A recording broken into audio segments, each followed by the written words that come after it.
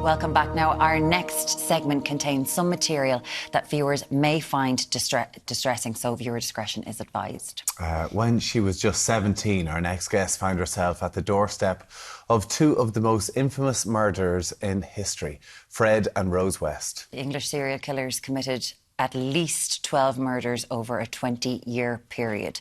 Joining us to recount her time living with the Wests is Kathleen Richards. Kathleen, thank you so much for joining us this morning. We really do appreciate it. You've laid all of this out in your new book, Under Their Roof, My Shocking True Story of Surviving Life with Fred and Rose West. Now, you grew up in extreme poverty in Dublin. You were facing neglect, abuse and unimaginable hardships, Kathleen. So what led you to the West's door when you were a teenager?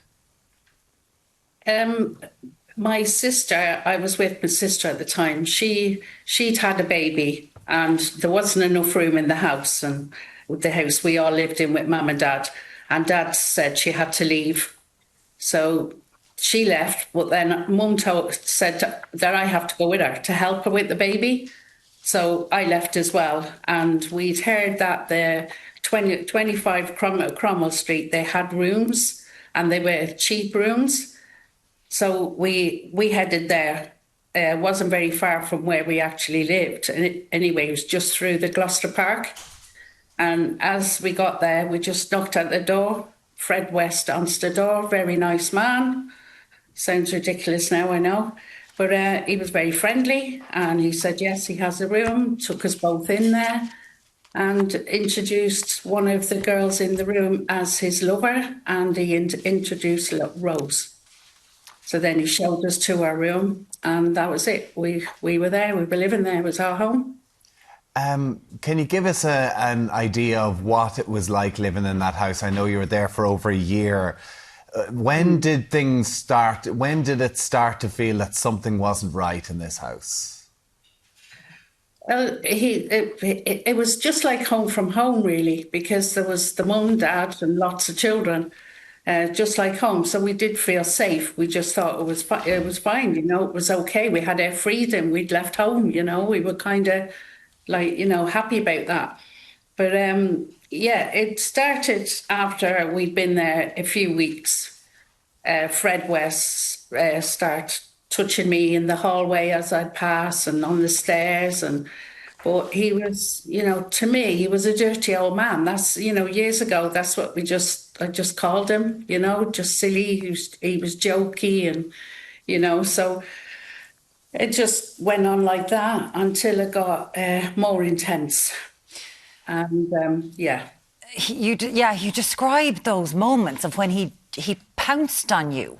Like he just openly in the hallway, because this was a house where a lot of rooms, they had the ground floor and the top floor, and then you had another floor in this house where people came and went because they rented rooms. And you say that Fred, he was a harmless, it made him impossible, he was a harmless buffoon, it made it impossible to be afraid of him. But you mentioned there when you first got in, he introduced Rose and his girlfriend, Shirley Robinson, who was a teenager who was pregnant. Can you tell us about Shirley? Shirley was the same age as me. We were both 17. I actually worked at Walls's packing ice lollies at the time. And I think that's how myself and Shirley bonded. She had a craving for ice lollies. So each Friday I'd always bring home to Cromwell Street. I'd always bring a box of lollies for her with about 6 in the packet. And so we kind of bonded over that, really. Yourself and Shirley became very close, as you'd imagine, similar ages, living in what sounded like pretty horrendous circumstances. Shirley then disappeared. What happened? She was just gone. Because she was pregnant, she told me that she was pregnant for Fred West himself. She just vanished. And so I was just knocking at the door of the West home, living quarters, like, and just asked him, where's Shirley? And he was making out he didn't even know who I was talking about. And I was saying, the girl, like, who's here, like, and she said, no, I don't know. And then after he said, I don't know, you know, they were just like real cagey. I went back up to the room, kept thinking about her, where is Shirley? And then a couple of days later or whatever, he come knocking at the door and he said, "Oh, I've got news for you. Your friend Shirley, I heard she's gone to Germany." And I said, "Oh, okay." Anyway, that sounded a bit weird because she would have said if she was going abroad, she would have said she wouldn't have had the money, you know, and she was heavily pregnant at this time. So we just didn't believe it, but just kept thinking she's going to come back. Well, she was gone. That was it. And she had been someone who often protected you from Fred West. When he'd lunge at you, you'd shout for her and she'd say, "Get off her, get off her." And he would do that. When Shirley was gone, you described the nights they tried to involve you in their abuse. That's exactly what it was. How did Fred and Rose West both did this? How did you get away from them? Yeah, she was as bad as him, Rose West. She was the same. She wasn't, which, you know, to me it was, she was a mother.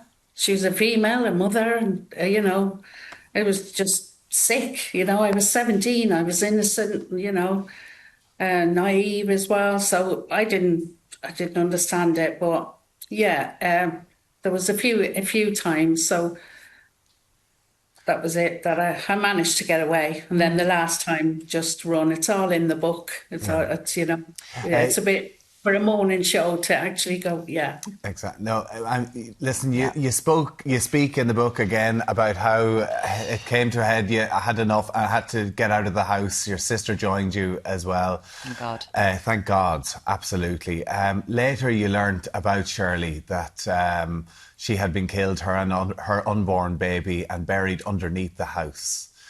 Somebody you were so close to in that time. How did you deal when you heard what had happened? Absolute shock. I couldn't. It was hard, even though it was there, but it was hard to believe it because I lived in that house. They were parents. There was children there. It was how, you know, just complete shock. And then, like, when it all went through and, you know, days or weeks later, because it was everywhere, every news channel, it was just like, how lucky am I? How lucky am I? I come out there. And then I felt guilty. Like, I should have helped. I should have done something. How would I know, you know? All these emotions, you know, so...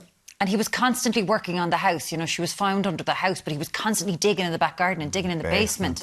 Everyone who was there was used to him doing that. Fred, at least 12 victims of Fred and Rose West. It's expected to be more.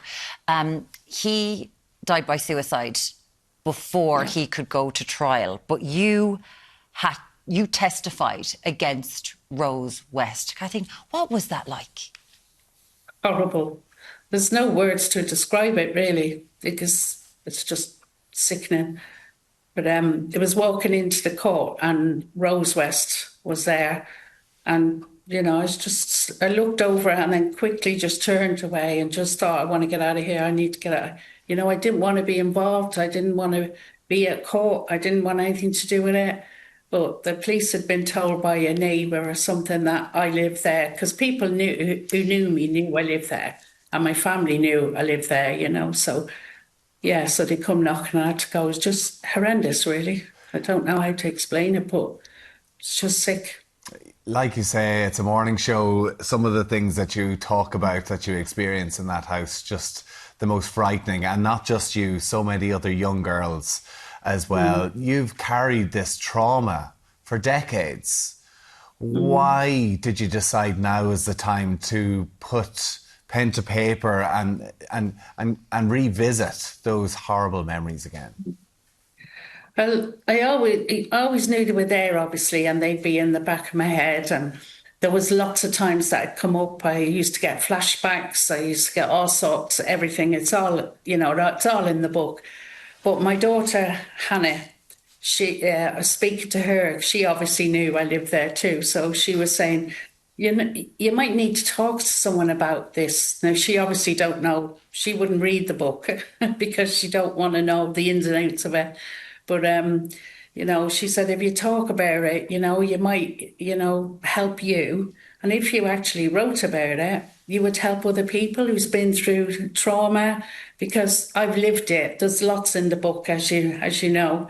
There's other things. So I feel I could actually help people, because I won't be reading from a book or teach, trying to learn it. I actually feel it. And, that's the reason why I was a foster carer. I thought I could help children, who needed it, and I would understand. So, yeah, I enjoyed that.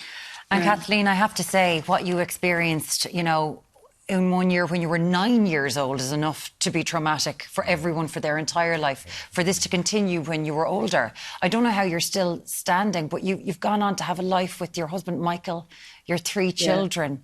Has that played a huge role in you being able to heal from utter horrors you went through when you were young? Massive role, because my husband Mike, he's very understanding and patient. He has to be, really.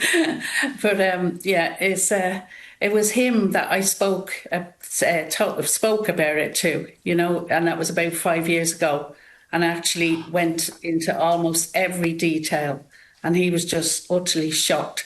And because I felt shame, that's what happened as a child as well. So I felt shame, and I didn't feel, worth anything, and, all that. And I blamed myself, So, at the end, like when I said it to Mike, he was saying it wasn't your fault. It's okay. So, I thought, oh, maybe it is, So, Kathleen, it's a testament to the people who are gone.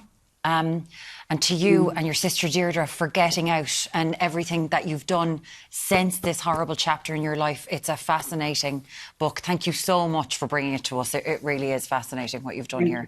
And hopefully it will help some people. Thank you, Kathleen. Thank you. Thanks for joining us this morning. It's called Under Their Roof by Kathleen Richards. It's excellent. And of course, if you've been affected by any of the issues raised there, support is available at the helpline number on screen now.